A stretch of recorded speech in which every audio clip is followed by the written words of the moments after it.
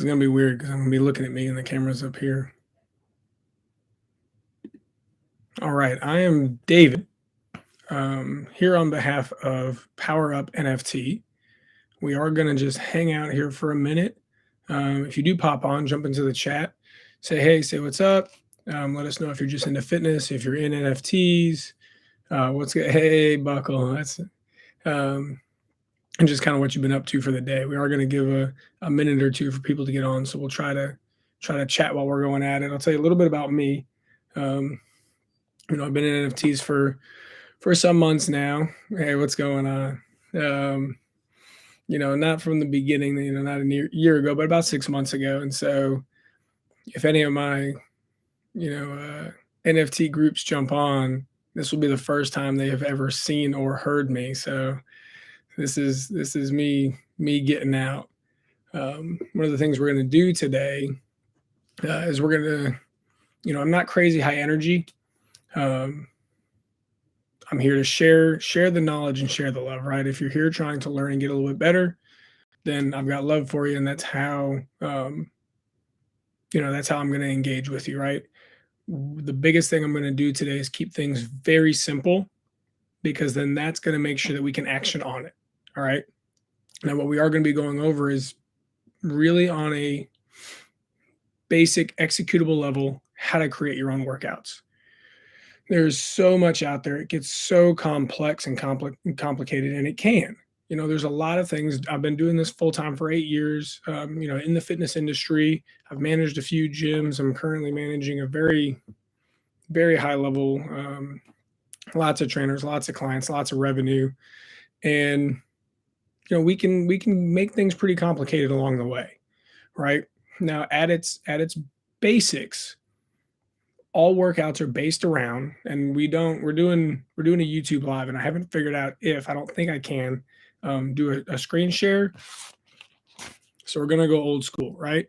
So along the way, feel free to use your phone, screenshot, do whatever you need.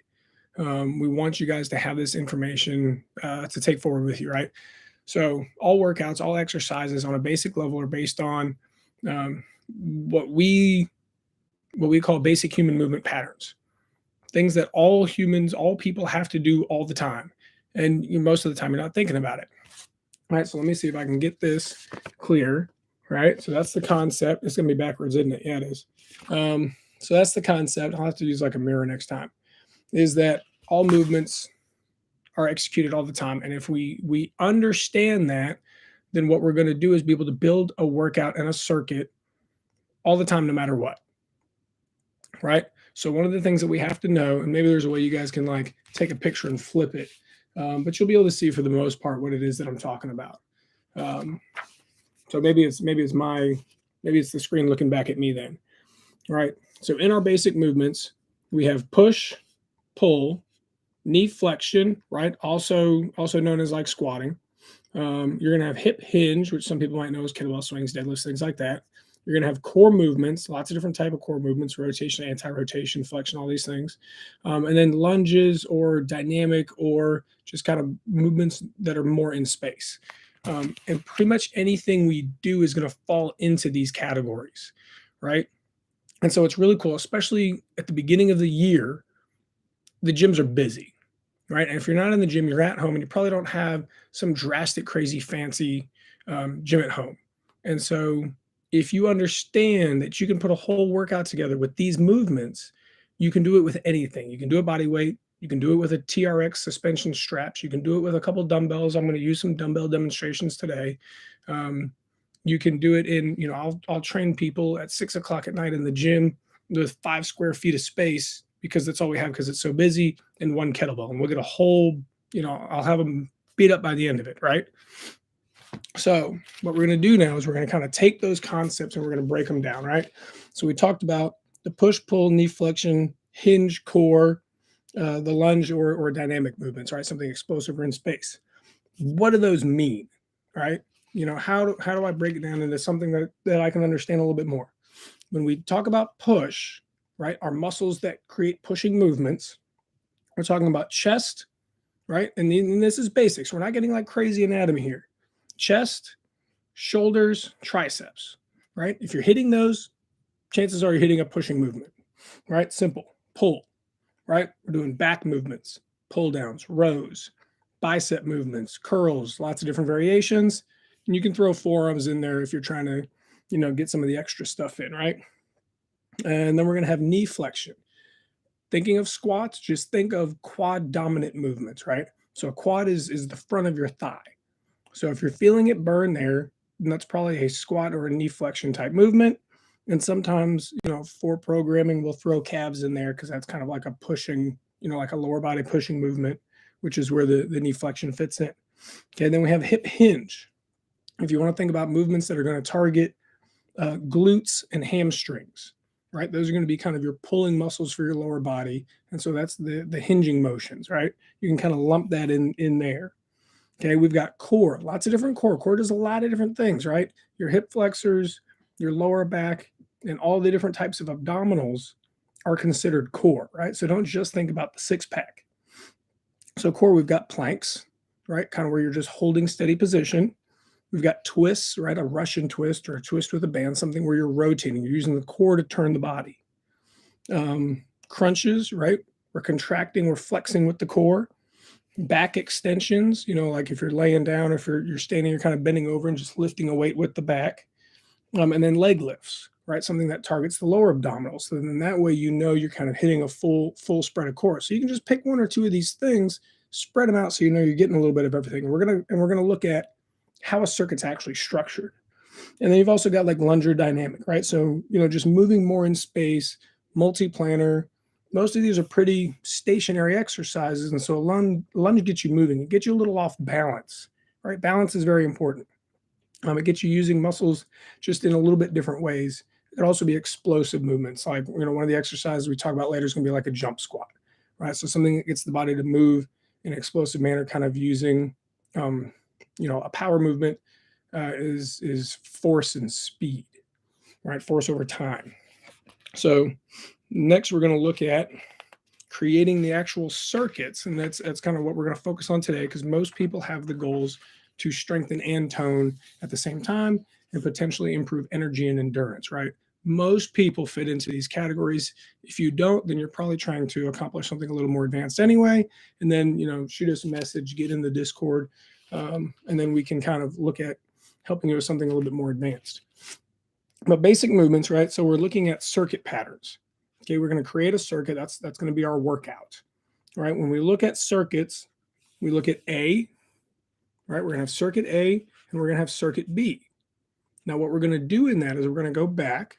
We're going to look at those movement patterns we're trying to accomplish, and we're going to get one, maybe two of each, right? Because if we're not doing like lunges or explosive movements or something, then there's only 5 and we need an extra one to round it out. Now, the way this works is if I've got circuit A, I need 3 exercises, and I'm going to do 3 rounds of those exercises. I'm going to have circuit B. I'm going to do 3 rounds of those exercises. For each exercise, right, we got it all written out, right? Go ahead and, get a screenshot, check it out. We're going to do 3 rounds, 12 reps or 30 seconds. If it's a plank, it's a core exercise, usually time it for 30 seconds. If it's a repetition, weight-based exercise or body weight, go about 12 reps. It's going to get a lot of people into that zone that they're looking for. Now, the way we broke it down, so we've got a push-up, right? What does that fall under? Pushing, right? Pretty self-explanatory. A squat, right? That's going to fall under our knee flexion or our quad, our squat movement that we're trying to accomplish. Okay. Next, we're going to have twist, and that's going to be our core, right? So now we got a core exercise in there. So we've already got a push, a knee flexion or squat, and then a core exercise. Now we're going to jump into the hip hinge. Okay. So we've got a deadlift, right? Where the glute and the hamstring are the dominant muscles. Okay. Then we go into a bicep curl, right? That fits into our pull category. Want to pump the guns a little bit. And then we're going to have plank, right? Another core exercise. A lot of people are working on tightening the core, and you're not going to necessarily get that through just a lot of ab work, but strengthening the core will help you to really push through your workouts and reduce your chance of injuring something. So it's always a good idea, right? So if we look back, we needed push, pull, knee flexion, hinge, and core, right? This is kind of like a plus. It's an additional or a bonus. Make sure I go the right direction. And what did we get? We got push, knee flexion, core, hip hinge, pull, and we got a bonus core. Easy, simple, very simple. Now you can take these exercises and you can look up more advanced means after you've mastered some of the basic movements, right? Okay, so we've got the circuits. What you do is you do round A 3 times at 12 reps or 30 seconds each. So this would be 12 reps, 30 seconds. Okay, do that 3 times, you move on. Round B, 12 reps, 30 seconds. Okay, and that's going to get you some pretty good progress. Okay, most people, we try to do these super advanced YouTube or Instagram exercises and workouts. One, we don't know why we're doing them. We don't know how they fit into our goals. We just know that the person doing them looks like we want to look like. But start here and you're going to be all right. You're not going to go wrong. Okay, now we've got another example. We're going to throw in some other exercises, and I'm going to demonstrate a couple of these after explaining them. Okay, A, we've got shoulder press, right? What does that involve? That involves the shoulder, so that's a push exercise. We've got the squat jump, right? Now we're going to get a little fancy.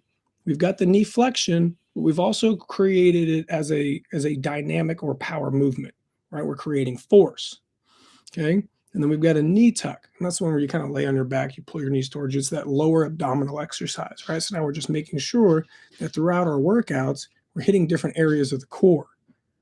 Okay, single leg deadlift, right? So now we're getting a little dynamic because we got some balance in there, but we're still doing the hip hinge deadlift movement. Okay, now we've got a side plank, work on the obliques a little bit, get those hip flexors burning, and then we're going to hit, another core exercise here. Then we've got row or bent row, right? It just kind of it depends on kind of what you have. Like if you have a TRX, you do a TRX row. If you have some dumbbells, you do a bent row, right? But we're knocking out our push, our knee flexion plus dynamic, our core, our hip hinge plus dynamic, our core, and our pull, right? We're hitting everything, right? Very, very simple things. And then when we break that down into the muscle groups, that's shoulder, that's quads. It's going to be a little bit of calves too, right? A little bonus. Knee tuck, that's going to be your hip flexors, but it's a core exercise. So it's going to be working your core. Single leg deadlift is going to be, that glute and hamstring, but also balance. Side plank is core. And then the row, the bent row is back and some arms, right? So when we can break it down that simple, that's how you can just kind of just keep creating workouts and have fun, right? Because you can have some variety. You can change these things up. Now let's go ahead and create a little bit of space. And I'll take you through like a little demo of some of these exercises.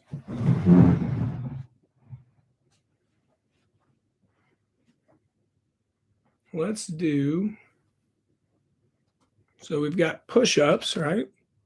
Move this down a little bit. I don't know how well you're gonna be able to see me when I'm going through push-ups and everything. So if I'm going through push-ups, right? I'm down, I'm going through the push-ups. We're not talking about form or, method or anything. We're just showing you how these things string together. Okay, push-up. Now if I want, I can use these weights to go into my squat, right? Moving down, trying to get to about 90 degrees. After those, I'm doing my twists. So I'm coming onto the floor, I'm going side to side, getting my twists in, and I'm doing those 12 reps or 30 seconds, 3 rounds, all 3 exercises. Then I'm going to go into my next circuit. Okay, so now I've got deadlifts, right? So I'm coming through, and now you can see my hips are the primary mover, as opposed to squats, where my knee is where most of the movement's happening, right? So I've got the deadlifts, I'm going through those. I finish those. I'm going to come into the curls. I finish those. Set the dumbbells down. And then I'm going to go into my plank. You can go with a push-up, high plank. I tend to go on the forearms into a low plank. Then you can see with just very little space, and these are, 12-pound dumbbells. that these things can string together. Flavio, I love the name, bro. So you can see how these things string together actually really easily, right? So you don't have to get super complicated. We're not doing single leg balances on Bosu balls. We're not doing 30 different types of butt exercises. We need to get you moving in a very simple way that you can execute safely and confidently. Once you're feeling good with these, with basic type movements, then you can get advanced. Then you can go crazy, right? But you need to make sure it's something that you're confident executing on, because otherwise you're not going to do it, right? If you're confident, then you know you're going to go back and you're going to look forward to it. You can knock this out in 20 to 30 minutes with breaks, right? So let's take 2 seconds. So we only got a couple people in here, which is fine. This is our first live, so we really wanted to kind of get the information out there so that we got, NFT world, we got people crazy different time zones. So let's see if the couple people we have any questions, and then really we're just going to kind of let you guys run on the information, and then shoot us messages as you go, as you get to test it out.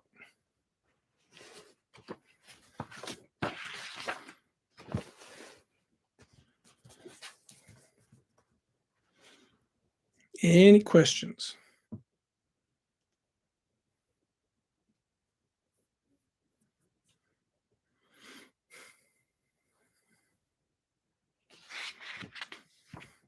And really, if you're doing stuff like that, it's not, if you're not using crazy weights, if you're not working out for an hour and a half, unless something starts kind of nagging you, it's something you can do every day. How often do you work out? How do you get started after taking a break, like after getting sick? Yeah, phenomenal question, especially with, the COVID issues these days, right? So usually after being sick, your endurance is going to be affected more than your strength, right? So know that going into the workout, that you're probably not going to be able to last as long. You're probably going to get winded a little bit quicker. So go in planning to do about half of the volume you usually do, right? If you usually go for a mile run, maybe go for a mile walk, maybe go for a half mile run.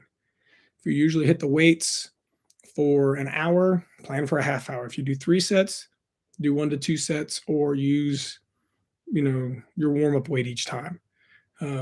Exercise is great for the immune system, for getting the blood flowing, for helping with recovery once you kind of have passed that peak.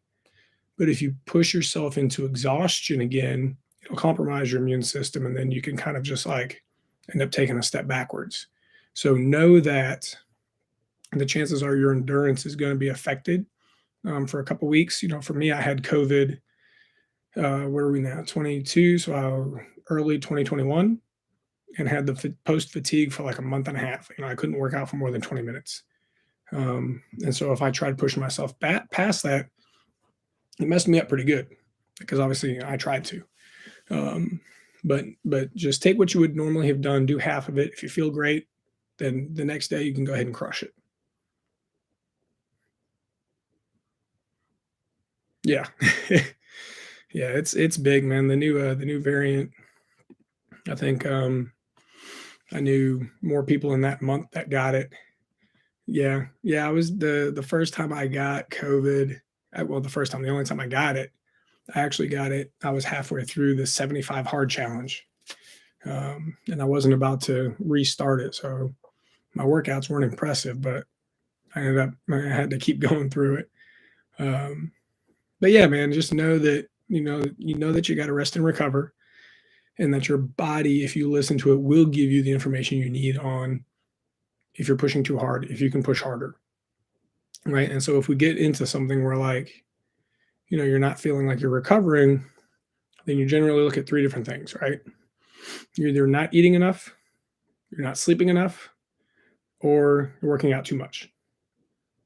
Right. And so if you feel like you're not getting results, or if you feel like you're just fatiguing or burning out, you got to look at one of those things, and water fits into the eating enough, right?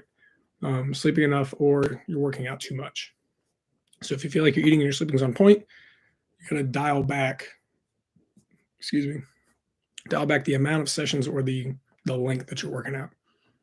There's also one that a lot of people go through because stress in everyday life will affect your body the same as like physical stress. And so as stress picks up with relationships or work, sometimes you almost have to dial back your workouts. Otherwise, you just burn out with the combination of the three. We got a couple more viewers in here. Guys, go ahead and pop into the chat, say hey. And if you have any health or fitness related questions and missed the stream already, you guys will be able to go back and watch these. But, just throw them in there and I think we're slotted for about 9-10 more minutes. But if not any questions, I'll just throw out a couple little bonus tips and then we'll end for this time around.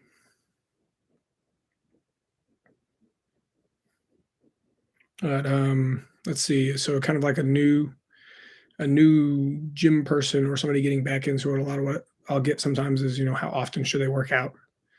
In the beginning, 2 or 3 times a week. If you're going into the gym, like if you're doing weights and stuff, if you're doing like a light cardio or walking or stuff like that, you can do that kind of daily.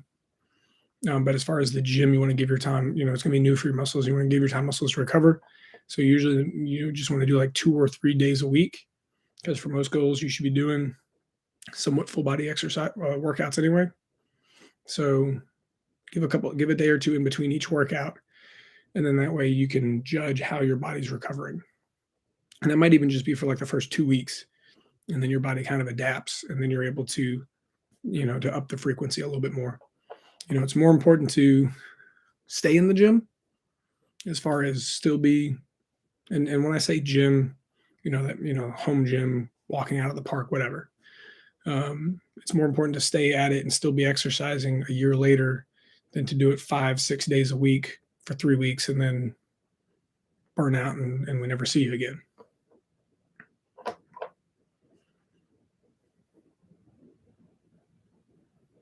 I'm trying to think of some more common stuff. Drink plenty of water. Each day try to shoot for half your body in ounces, and then past that, the research is kind of up and down on if you actually need a gallon of water or not. But always shoot for half your body in ounces, just so your body can carry out its normal functions and detox and, burn energy and all that. You get 15 seconds, see if anything pops up, and then we'll finish so that people aren't trying to scroll through a whole long video where we're just hanging out.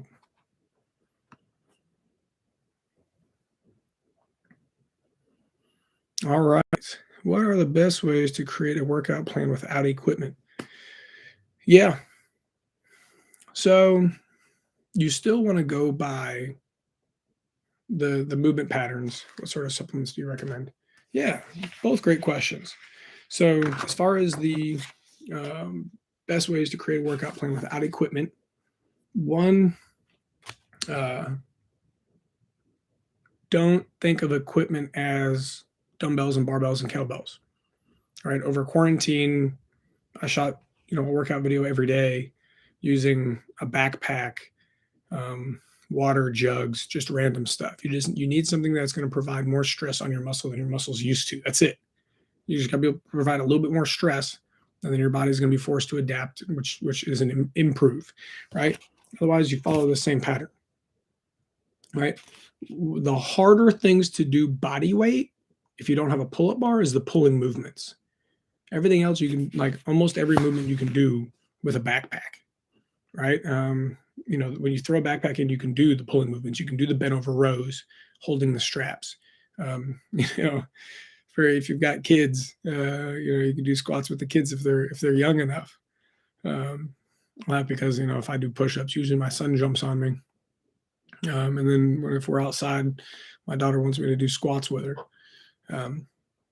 But break it down by just the normal movement patterns we kind of went over. And most of those you can accomplish body weight. You can squat, you can push, you can hinge. But with hinges and pulls and things like that, it's usually better with resistance. So backpacks, bops, things like that. Kids are fantastic. They're great because they're not stable weight. They're always moving and squirming and trying to throw your back out. But yes, no matter what equipment you have, It's all going to break down to the normal human movement patterns, right? And then you're just getting a little bit creative around your house outside of that. But as far as like, if you're looking like for specific workouts or something, Buckle, just message me, and I can shoot you some stuff to try out. Flavio, I love the name, man. What sort of supplements do you recommend? All right, so it's a little bit of a loaded question because part of it will depend on what are your goals. And while I do use some pre-workouts and things, I don't ever recommend pre-workouts because there can be a risk, right? Lots of different companies do lots of different things. Stimulants are going to affect one person differently than another. And if you end up with a heart murmur in 10 years because I told you to take a pre-workout, I don't want you messaging me, right? Now, what a lot of people can generally benefit from. Creatine is probably, hello, what is it? We're going to call you Omnicrypt, Omni. So creatine is basically the most researched supplement on the planet. Even since I was in high school, it's come a long way to where it really just kind of helps the cells to, we'll say, heal, right, recover, and kind of helps push your results. So creatine is generally a safe supplement. Protein powders are always a pretty good idea. I don't ever recommend more than one or two a day for the average person. One a day is fine. You can use it as a snack. You can use it around the workout, or you can use it as a meal replacement, depending on what your goals are. Right? With protein powders, you want to feel how you digest it. I don't do whey protein. My stomach has a hard time digesting it. I get bloating. I get a little bit of pain, which means I'm not getting the best benefit out of it. I go with plant-based proteins. I eat meat enough in my regular day. I can do a plant-based protein powder. Outside of that, most people are deficient in vitamin D, especially in the winter. Right? Our body makes vitamin D from sun. As far as like any vitamins or things, I'm going to give you the general recommendations and the caveat to always check with your healthcare provider. The best way to know if you need a mineral or vitamin supplement is a blood test, right? So now that that's been said, I'm not recommending you personally take anything. Vitamin D is usually always a great idea. A B complex is usually a great idea. The various B vitamins are used in so many different energy interactions. And with a lot of vitamins and minerals, we don't get the amounts that we're supposed to just because of food choices, soil depletion, lots of different things, right? So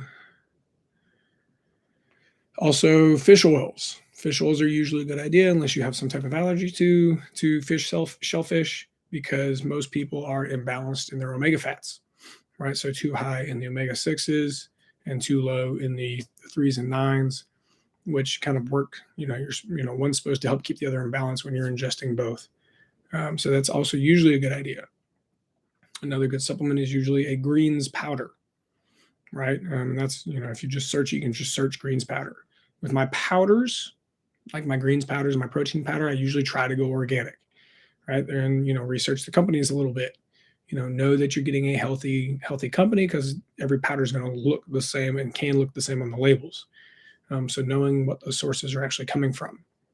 I'm sure I'm missing a couple, but those are going to be really good bets for most people, right? If you have questions about one or two specifically, go ahead and throw those up in the chat. So what's going on, Omni? If you're still here, anyone still here, say hi, and I'll add you to the raffle. Do I count, man? I want another character.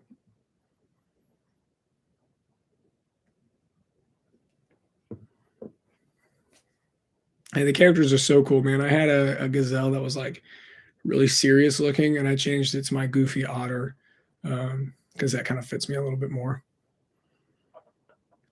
The really serious looking gazelle looked more like a trainer, like what a trainer profile would be, but it wasn't the vibe I wanted to give out.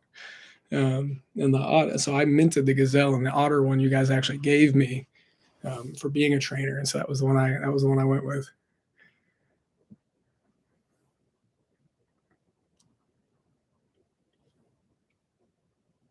Do you have any questions, Omni?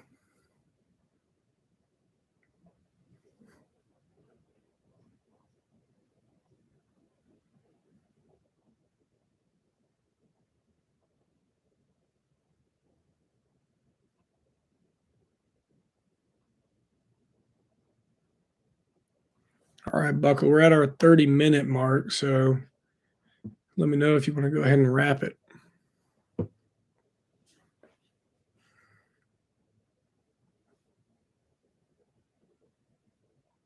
Flavio. Man, Flavio's here like the whole time too. Yeah, man, it's gonna be it's gonna be a great storage of information over time. And as we build them up and people get to look back at them, I know we'll build the following, but nothing. Yeah, there he is. But nothing. Viewer wise, nothing usually blows up the first time. So, we're gonna keep. Thank you. I appreciate that. And if you guys have anything that if you guys have anything that you want to hear or see, definitely let us know. Because I can any recommendations for nutritious easy lunches. Ooh, man. Um, man, I got to tell you the truth is my lunches are usually leftovers from dinner. We cook most of our dinners, so then that way I don't have to think about lunch because I'm just crazy busy during the day. Should give away via in Discord. Congrats, Flavio. Oh man, good stuff. Yeah,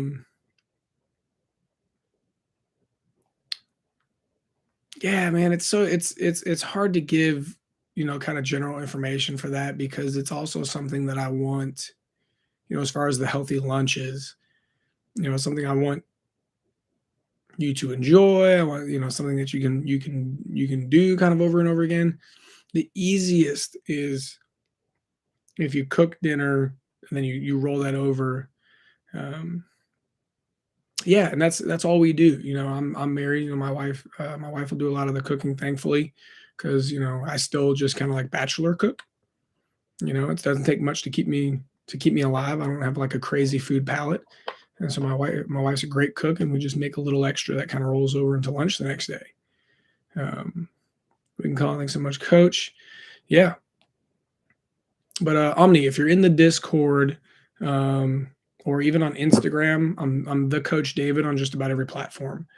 So shoot me a message on that, so then I can ask you a couple more specific questions, and we'll kind of figure something out. But guys, thank you so much for coming by, and thank you so much for anybody who's watching this afterwards. And come check us out in the Discord. Come hit me up on Instagram at the Coach David, Twitter at the Coach David One. My email is thecoachdavid1 at gmail. And the Discord's really the best place to get in because that's where we've got a few other coaches that specialize in other things as well. So guys, have a great night, day, or afternoon, depending on where in the world you are, and we'll see you guys next time. Power up.